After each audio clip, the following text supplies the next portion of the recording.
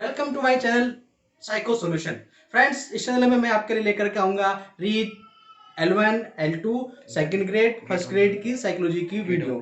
Friends, इस channel में मैं आपको साइकोलॉजी के जो भी प्रॉब्लम्स हैं उन सब का बेहतर सॉल्यूशन दूंगा और इतनी बेहतरीन जो आपके वीडियोस बना करके दूंगा कि आपको साइकोलॉजी बिल्कुल हलवा लगने लगेगी और आपको फटाफट चीजें समझ में आने लग जाएंगी और आप एक बेहतर स्कोर कर पाएंगे अपने रीड के एग्जाम में, सेकंड ग्रेड एग्जाम और फर्स्ट ग्रेड के एग्जाम में।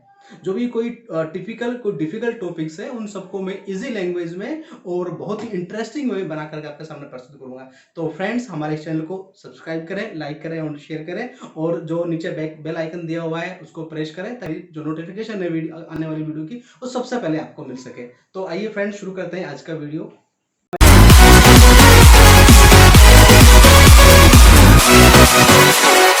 Channel psycho solution. फ्रेंड्स, आज हम पढ़ेंगे अधिगम। अधिगम का अर्थ, अधिगम क्या होता है? अधिगम मतलब होता है सीखना, अर्जित करना, ग्रहण करना। लेकिन मित्रों, ये तो अधिगम का सामान्य अर्थ है। सही मायने में अगर अपन साइंटिफिक रूप से बात करें, साइकोलॉजिकल रूप से बात करें तो लर्निंग क्या है, अधिगम क्या है?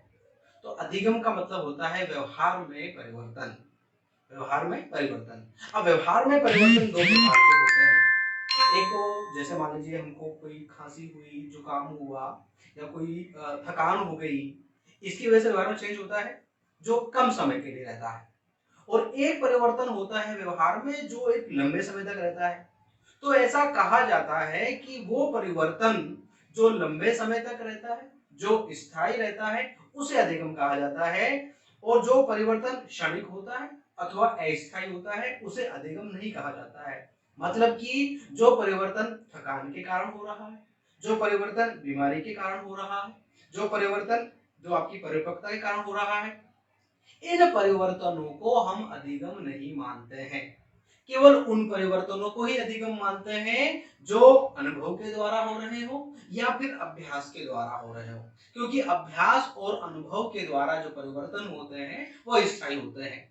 अब मित्रों, इसमें यहाँ एक अपवाद है।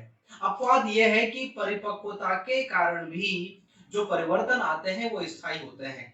अब लेकिन यहाँ पर एक बात फिर यह है कि जिसके लिए हमें प्रयास करना पड़े, जिसके लिए हमें एनवायरनमेंट के संपर्क में आना पड़े, जो स्वतः नहीं होता है, जिसके लिए हमें अपने कुछ एफर्ट्स लगाने पड़ते हैं, उस परिवर्तन को हम कहते हैं अधिगम। परिपक्वता जो होती है उसका संबंध हेरिडिटी से होता है।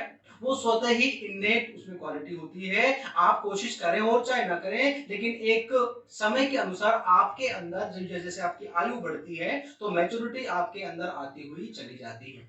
तो यहाँ पर आपको मैं बोर्ड पर ये बात बताना चाहूंगा कि अधिगम का अर्थ क्या है।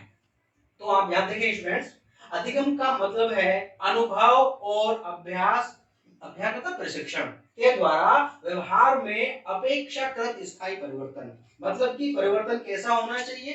स्थायी होना चाहिए। लेकिन यदि स्थायी ना हो तो कम से कम कुछ समय तक तो वो रहना ही चाहिए। अपेक्षित तो वो होना ही चाहिए कि वो परिवर्तन कैसा होना चाहिए? अपेक्षित स्थायी परिवर्तन होना चाहिए। अब ये जो स्थायी परिवर्तन है ये किस कारण से आ रहा है? जैसे मैंने आपको बताया, ये अनुभव के द्वारा आता है। कुछ ऐसे चेंजेस होते हैं जो हमें अनुभव के द्वारा आते हैं। जैसे मान लीजिए हम किसी गर्म चीज को पकड़ लेते हैं, तो उस गर्म चीज को पकड़ने के लिए हमें बार बार उसका अभ्यास नहीं करना पड़ता है। एक बार से ही हमें अनुभव हो जाता है कि हाँ, ये चीज हमें पीड़ा देती है और वो जो अनुभव है वो हमारे लिए ताउम्र रहता है, स्थायी रहता है, चिरस्थायी हो जाता है।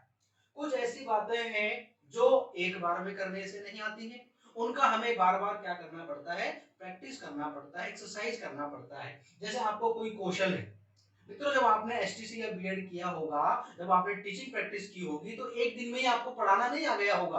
आपको बार बार उन कौशलों का अभ्यास करवाया गया होगा, उसके कारण आप उस कौशल में निपुण हो पाते हैं। तो वो परिवर्तन जो अनुभव और अभ्यास के कारण से, अभ्यास मतलब प्रशिक्षण के कारण से हमारे व्यवहार में अपेक्षाकृत स्थायी होता है, उसे हम अधिगम कहते हैं। अब मित्रों, यहाँ एक बात है, आप इसको यहाँ देखें कि यहाँ अपन जो चेंज कर रहे हैं, जो परिवर्तन कर रहे हैं, वो व्यवहार में कर रहे हैं। अब सवाल उठता है कि व्यवहार क्या है? What is behaviour? तो यहां अपन बात करेंगे व्यवहार क्या है। तो एक विद्वान है जिनका नाम वुडवर्थ है। क्या नाम है मित्रों? वुडवर्थ। वुडवर्थ महोदय ने एक बहुत ही खूबसूरत परिभाषा दी है। वुडवर्थ महोदय कहते हैं कि प्राणी द्वारा की जाने वाली वो क्रियाएं जिन्हें अवलोकित किया जा सके, जिन्हें देखा जा सके, व्यवहार कहलाती हैं। इसका मतलब व्यवहार क्या है? व्यवहार क्रियाएं हैं।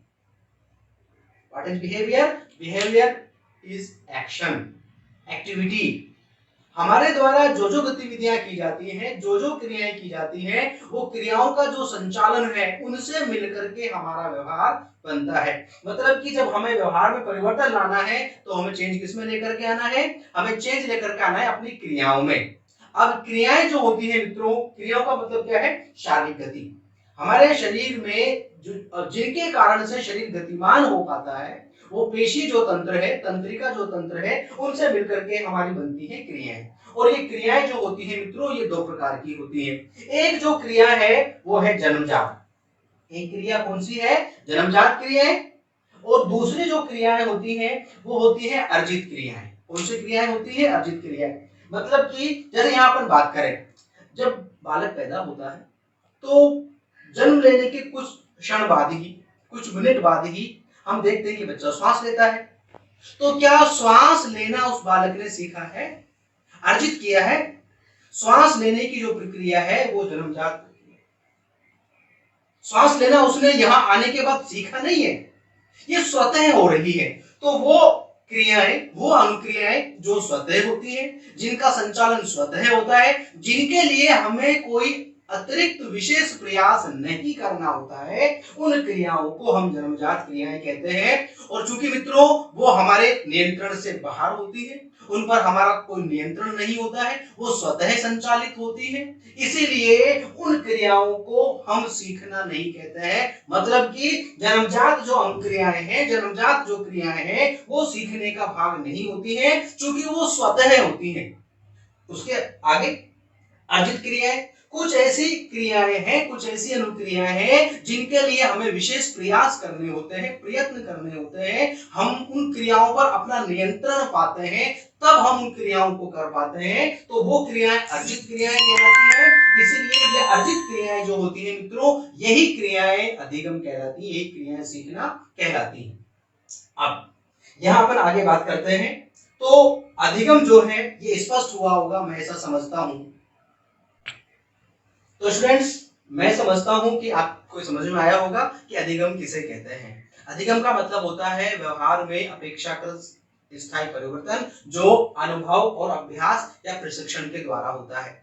वो परिवर्तन जो थकान के कारण होते हैं, बीमारी या रोग के कारण होते हैं, परिपक्वता के कारण होते हैं, उन परिवर्तनों को हम सीखना नहीं कहते हैं। सीखना केवल उनको कहा जाता है जो अनुभव या अभ्यास द्वारा होते हैं। और वो परिवर्तन कैसे होने चाहिए? वो अपेक्षाकृत स्थायी परिवर्तन होने चाहिए। अब इसके बाद में नेक्स्ट अपन बात करते हैं मित्रों, वो है हमारे अधिगम की परिभाषाएं, जो हम बात करेंगे अपनी नेक्स्ट वीडियो में। फ्रेंड्स, आपको ये वीडियो कैसी लगी हमें जरूर बताएं। हमारे चैनल को सब्सक्राइब करें, वीडियो को लाइक करें, शेयर करें और हमारे साथ बने रहें। जल्दी ही मिलते हैं नेक्स्ट वीडियो।